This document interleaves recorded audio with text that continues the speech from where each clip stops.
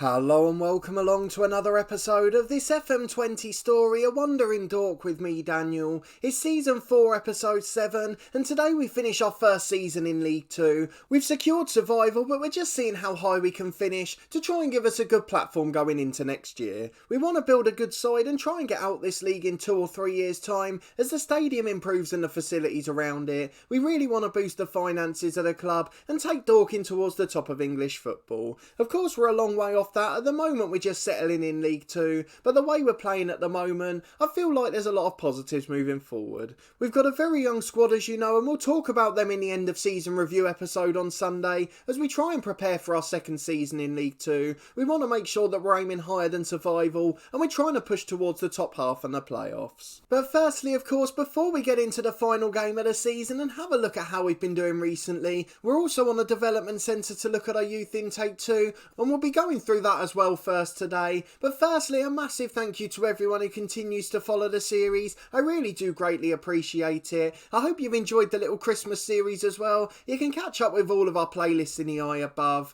and I hope you all had a wonderful Christmas, as this of course is the first episode since Christmas Day. If you are enjoying the series, please do put a thumbs up on the video and subscribe to the channel for daily FM20 content from my 2 long-term stories, this one with Dorking Wanderers and our other series The Head Coach, which is a journeyman combined with the Director of Football Challenge. But let's start this episode by looking at the youth candidates. There's only one left as the rest have been signed up. Normally you'd think that's probably quite a good thing. Unfortunately it's not quite as promising as it looks. We've got a decent youth side but no one particularly special. Now the interesting one for me was Frank de Cruz. He's got the best current ability and the joint best potential, but he's a very good player physically and mentally, though he does really struggle a bit technically. So I don't think he's ever going to make it, but he may well become a National League or National League North and South player, something that we hope to produce in the future. But aside from that, it's a pretty poor intake, and again we've not managed to develop many players. Tim Baxter's progress chart looks good. He was in our youth intake a couple of years back, but he's not really developing compared to the squad. You can see he's just not ever going to make it at this level. He's only again going to be a non-league player.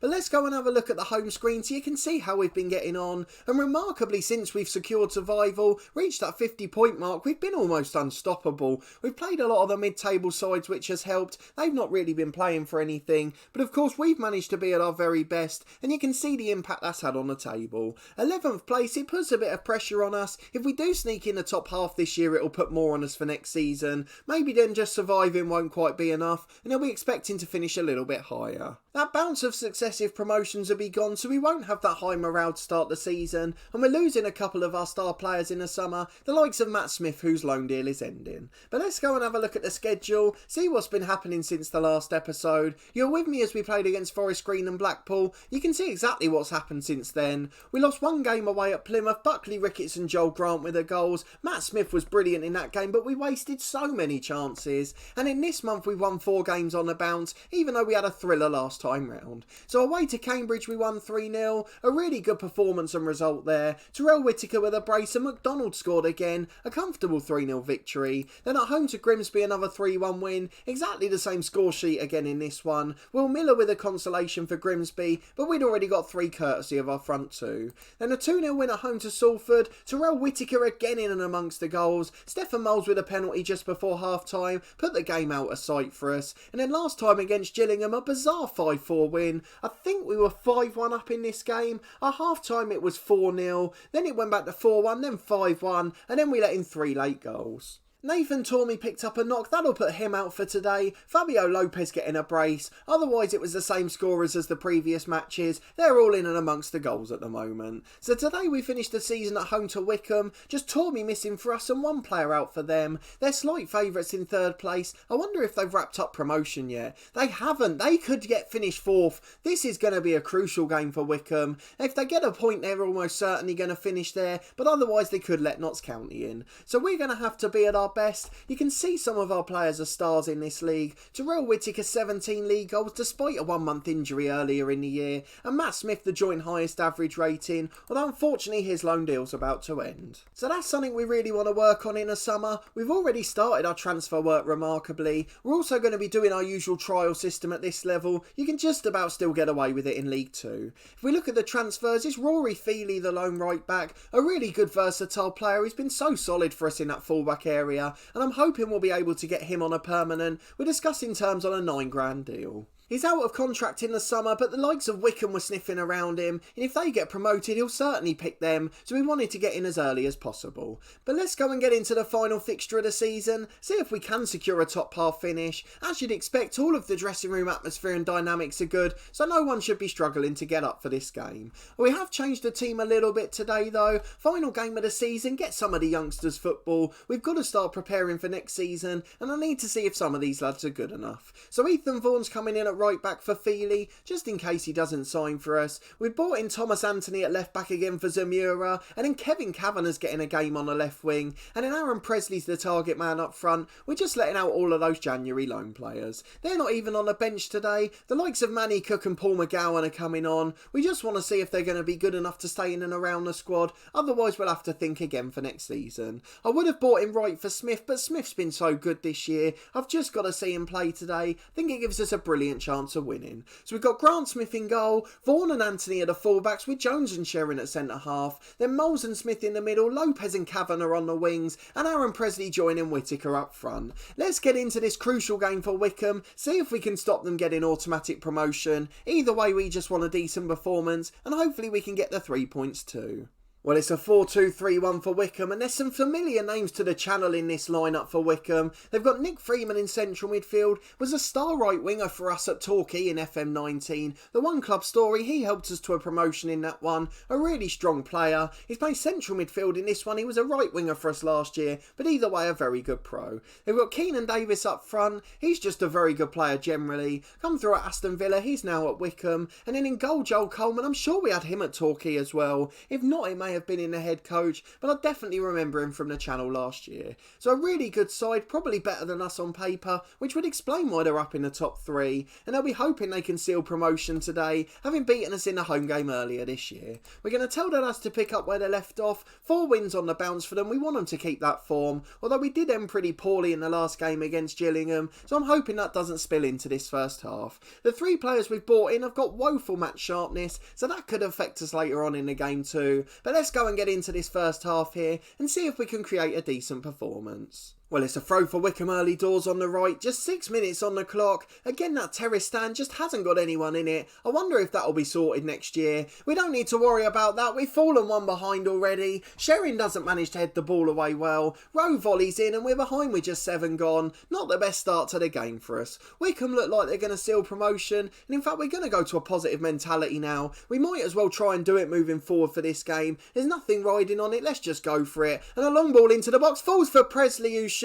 6 yards out on a volley, it hits it straight at Joel Coleman. Either side it would have been in. Good technique but no real connection. Sherrin commits a foul and the highlight ends, but Wycombe are completely on top in this match. Pert Harris in the number 10 role to Malley, tries to play through but only as far as Ethan Vaughan. Whittaker gets there on the counter into Presley. Can he get in 1-on-1 here? Oh, he shoots from the edge, he caught the keeper out. 20 minutes gone, we've just got into this game, but unfortunately Wycombe still lead from that early goal. It's a corner on the left for Smith this time, into the box to Presley, deflects down and in. Kieran Jones slide tackles it in for his first goal of the season, and his first ever goal for the club at that matter. What a fantastic moment for him. The fans are getting behind him, they're absolutely loving it. They're having a party because we're safe already. Nothing for them to worry about or be tense for today, just get to enjoy a day out in the sun. I say that as it starts raining, as Davis picks it up on the right. He finds the other Davis up front. It's a bit confusing there as the right back shoots. What a finish that is into the corner. It's turning into one of them brilliant games, both sides on their holidays, although Wycombe should be really focused on promotion,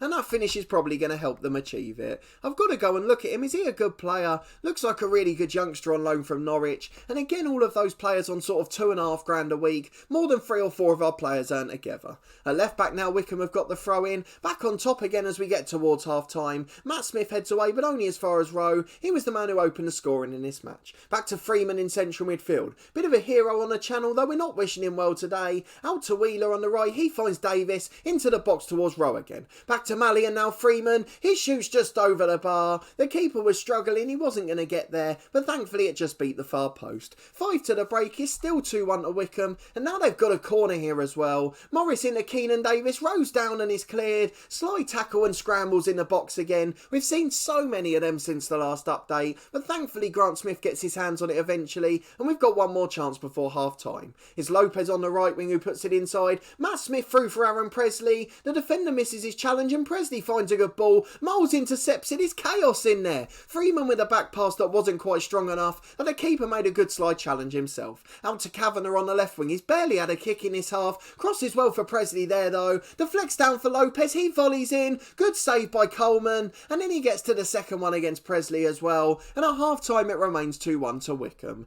A brilliant first half of football. Two sides attacking relentlessly. We're going to ask the lads to show more in the second half. And a few of these boys are motivated to prove a point. It's the kick-off for Presley back to Whittaker. We don't often see a highlight from the start of the half. Jones finds Smith and Moles plays a 1-2 in the middle. Long ball forward but it can't find Presley. Rowe hits it long and it looks like Wycombe might be in. Anthony heads away but only as far as Keenan Davis. And Malley switches it over to the left wing though Lopez has poached it high up the pitch. He's got no pressure on him. He's going all the way. In one-on-one with the keeper. The first one saved and he taps in the rebound. And with 30 seconds gone in the second half, we're back on level terms against Wycombe. I wonder what that means for their promotion push. Notts County just been held back by Dagenham and Redbridge, so as it stands it won't have any effect on Wycombe's third place, but I'm sure they'd want to win this game to put any doubt away. Anthony at left back with a long ball forward. We've really started this second half quite well. We're nicking possession high up the pitch. We managed to do again so we're Moles. Back to Vaughan who clears it long downfield. Whittaker picks it up and he's got 2-on-2 there. Back to Smith who puts it in for Presley. 1-on-1 shoots is saved by Coleman. Tips it wide. It's behind for a corner and we could have turned this game around in 90 seconds.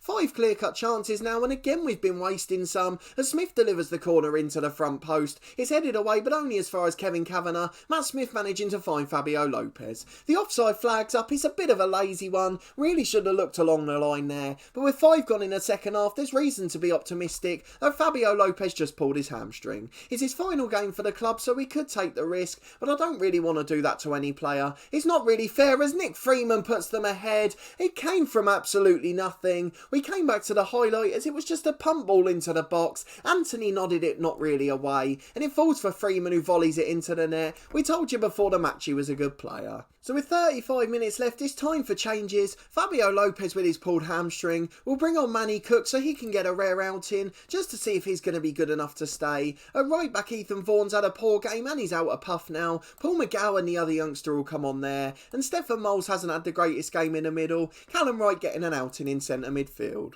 It's a corner on the right hand side for Wycombe. Morris delivers an in-swinger, falls for Rowe on the edge. He's scored as well as he. It looks like Keenan Davis has fouled the keeper though, and it has eventually been ruled out. A trip on the goalkeeper Smith, and thankfully it remains 3-2. Morris with the cross into the box again though. Right on top now Wycombe. Oh, that was nearly a wonderful goal. Rowe with a bicycle kick from 12 yards. I'm on the opposition side, but I wanted that to go in. What a wonderful bit of technique. Probably the first time I've seen that on this game. We've got 25 minutes left, so we're going to go attacking, demand a bit more from the lads too, and let's see if we can just nick ourselves an equaliser as Cook puts a brilliant ball into the box. Brilliant cross from the substitute. What's his free kick rating? It is 11 to be fair, so we would expect that. Kieran Jones volleys over the bar. Could have got his second for the club the same day. Rowe with the centre midfield position back to Morris. Sherrin heads away as far as McGowan. We've got to try and get it forward. No fancy football now. Up to the target man Presley and Whittaker, and now we can create a chance to cross. Out to Cook on the right hand side. Into Callum Wright the sub. What an effort that was.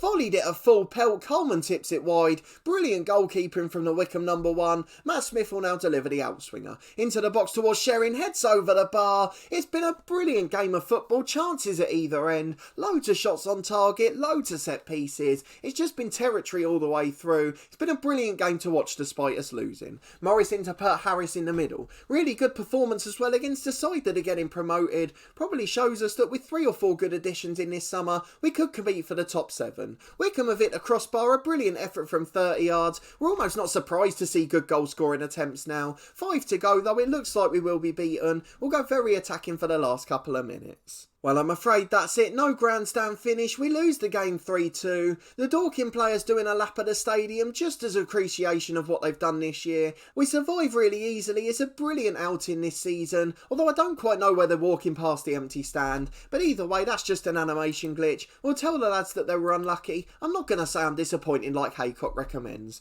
No idea why he wants us to do that. It was a really decent performance, and courtesy of other results, we sneaked 12th place in the league. We finished in the top half off in our first EFL season, although it was very tight there at the middle of the table. A brilliant first season though, safe very comfortably, not a million miles away from the playoffs. With the right additions we could have made it after a really good late season run. It probably shows how much of an impact those 3 January loan signings had. Well worth spending that extra bit of money there. They made sure of survival and even gave us a bit more, and 12th place is going to give the fans hope for next season. Wycombe secure third today's opponents, so a side we've not got to face again next year. Some really good players in their side, and I don't think they'll have any trouble in League One.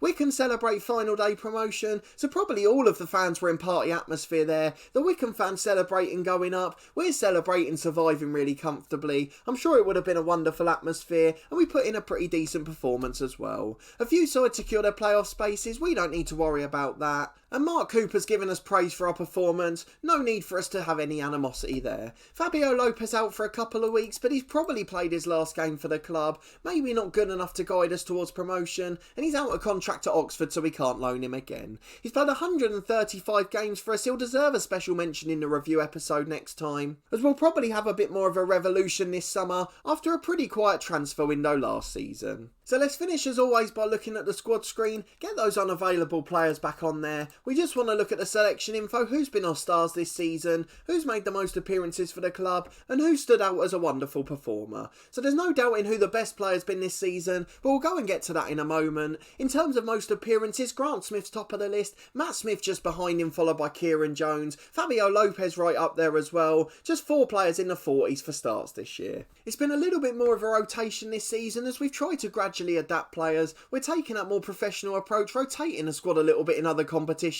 and of course now with the leasing.com trophy as well, we don't want to touch the first 11 in that competition. But a really strong season, plenty of decent performers, 18 goals for Whittaker at the top of the charts there. Presley and Archer just made double figures, McDonald the loan signing got 6, as did Moles and Fabio Lopez off the right wing. A really good season for some of those boys. Kavanagh got 5, many of them in the leasing.com trophy I think, 3 of them in fact from 4 starts in that competition, as were many of his assists as well, but either way he's been a really good player. In terms of assists, Matt Smith's top with 9, set piece taker and brilliant with those through balls. It's such a shame his loan finishes at the end of this year and he's out of contract with Derby as well. We'll try our best to sign him, but I think he'll have far better options, a real standout player at this level, and if we don't replace him really well in this summer, I feel like we could be in a bit of trouble next year. He's been so standout in terms of his average rating, miles above the rest of the team. Only Alan McDonald's competed and he's going back to his parent club as well. Aaron Presley and Terrell Whittaker just making it past a 7. Fabio Lopez the only other man to achieve that, so he could be coming in as a backup player next year,